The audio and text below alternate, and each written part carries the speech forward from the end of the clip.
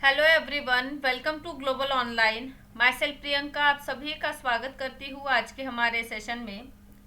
आज हम MPPSC assistant professor exam के लिए पेपर 1 के जनरल नॉलेज हिस्ट्री के क्वेश्चन से स्टार्ट किया है। इसमें हम आज मोस्ट इम्पोर्टेंट एमसीक्यूज अध्ययन करेंगे। साथ ही साथ यह हमारा एमसीक्यूज पर आधारित लेक्चर क्रमांक 4 है। इससे पहले 3 सेशंस हो चुके हैं।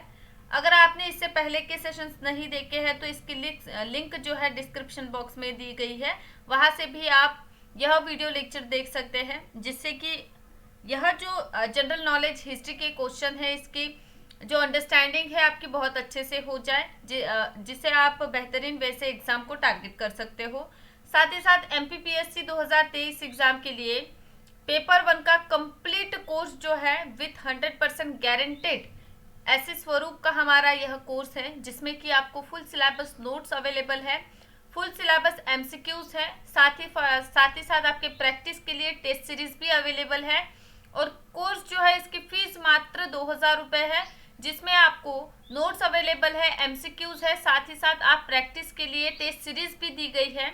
ओके, इस ऑफिशियल नंबर पे आप कांटेक्ट करके एमपीपीएससी के नए बैच को ज्वाइन हो सकते हैं।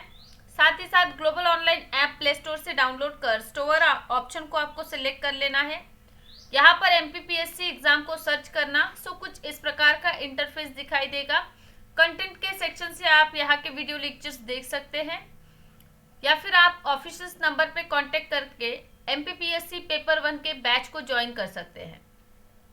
चलिए तो स्टार्ट करते हैं सेशन को।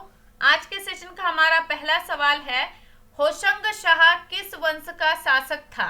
ओके, होशंग शाह के बारे में पूछा गया है। ए है गौरी वंश, बी है गजनवी वंश, सी तुर्क और डी इनमें से कोई नहीं। ठीक है, सो यहाँ देखिए कि प्रश्न जो है ना होशंग शाह पर पूछा गया है, तो इसका जो करेक्ट आंसर है गौरी वंश है। ठीक है, चलिए तो होशंग शाह जो है 1406 से लेके 1436 के टाइम पीरियड पर मालवा के क्षेत्र का यह प्रथम औपचारिक इस्लामिक शासक था। ठीक है, इसे होशंग शाह गोरी के नाम से जानते थे। ठीक है, होशंग शाह गोरी, ओके, इस नाम से इसे यह प्रसिद्ध था। ठीक है, जब यह मालवा पर अधिकार करने से पहले या मालवा का शासक बनने से पहले इनको दिलावर खान अल्प खान के नाम से जाना जाता था, अल्प खान। ठीक है, तो देखिए यह जो अल्प खान है इनके पिता का नाम था दिलावर खान। ठीक है, तो दिलावर खान जो है एफएसटी के टाइम पीरियड में हम देखते हैं एफएसटी कौन है? तो दिल्ली सल्तनत के अंतर्गत हम एक वंश का अध्ययन करते हैं जिसको हम तुगलक वंश के नाम से जानते हैं। तुगलक वंश के शासक थे फिरोज शाह तुगलक, जिनको हम एफएसटी कहते हैं। इनके यहाँ दिलावर खान जो है सेवा में थे। ठीक है, साथ ही साथ होशंग शाह जो है इनका मकबरा मांडू में अवस्थित है।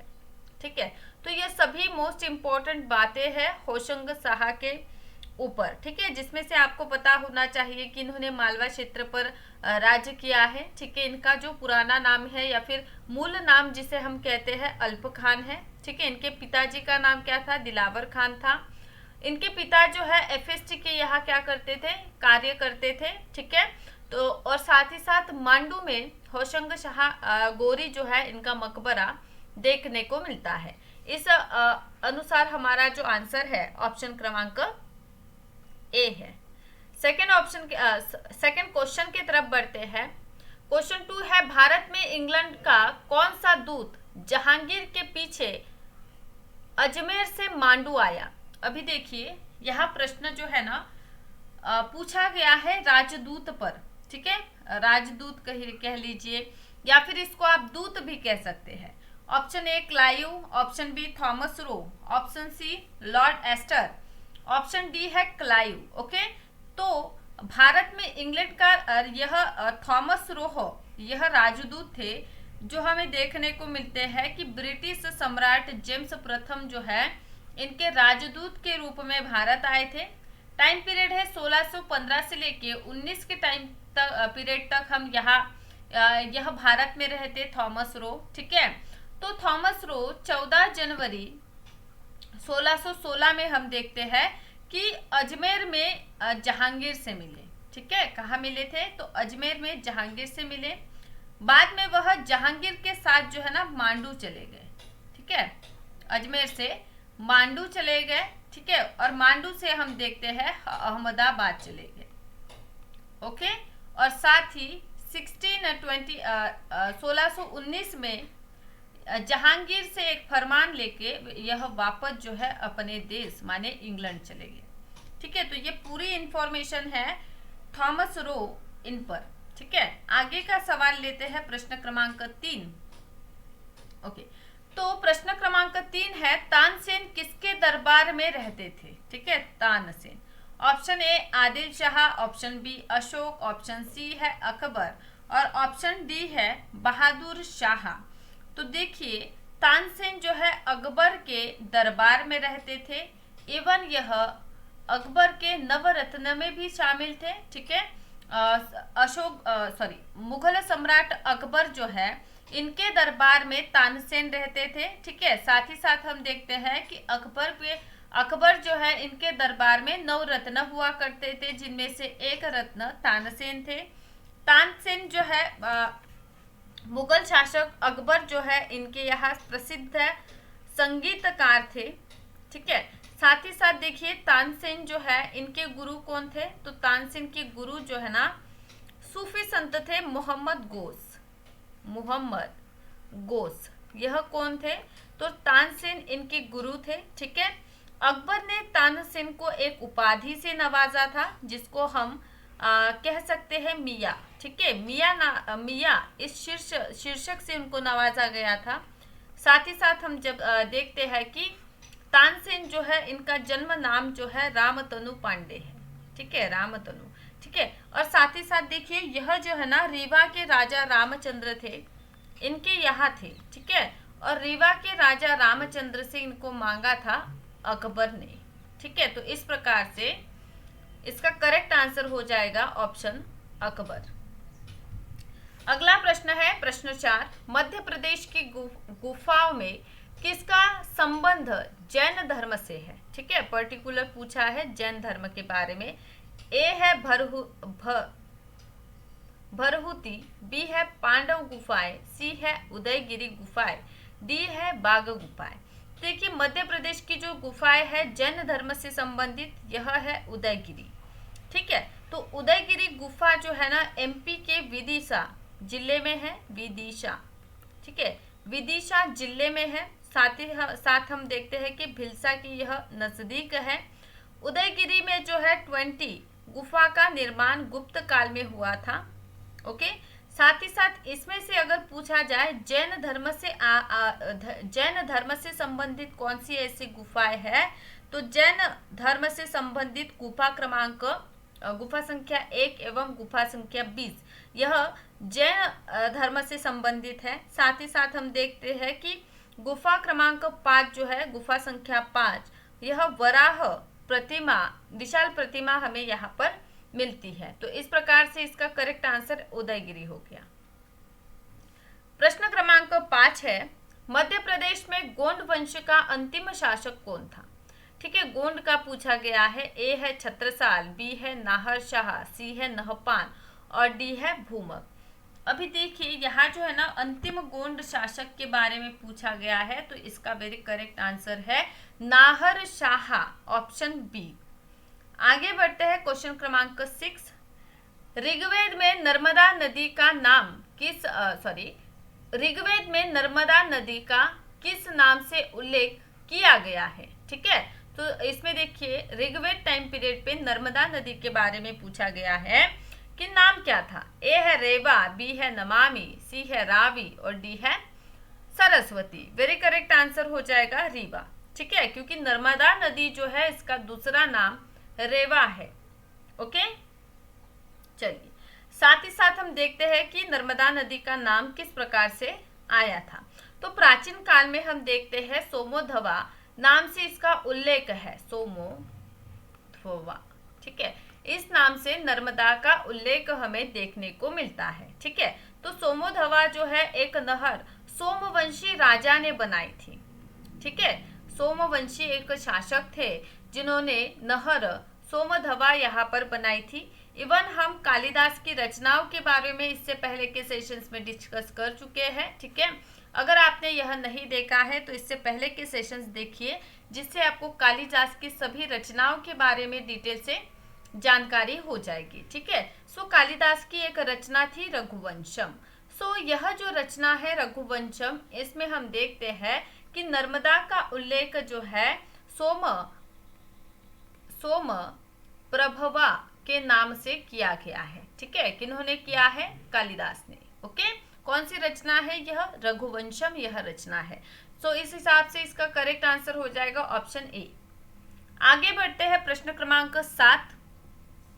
ओके, प्रश्न क्रमांक 7 जो है, मध्य प्रदेश के किस क्षेत्र में चंद्रगुप्त द्वितीय के अभिलेख मिले हैं? ठीक है, एमपी का कौन सा क्षेत्र है जहां चंद्रगुप्त द्वितीय, जिनको विक्रमादित्य के नाम से हम जानते हैं, इनके अभिलेख मिलते हैं? ऑप्शन 1 है निमाई, option B Bundelkhand, option C Malwa और ऑप्शन डी है बघेलखंड। चलिए देखिए, यहाँ पर हमें पूछा गया है चंद्रगुप्त द्वितीय। ठीक है, तो आप सभी को पता है यह गुप्त शासक थे। ठीक है, इनकी उपाधि जो है ना शकारी, है ना, इस प्रकार से थी। क्यों? क्योंकि इन्होंने शकों का पराभव किया था। साथ ही साथ इनको चंद्रगुप्त द्वितीय या फिर चंद्रगुप्त विक्रम आदित्य के नाम से भी जाना जाता है।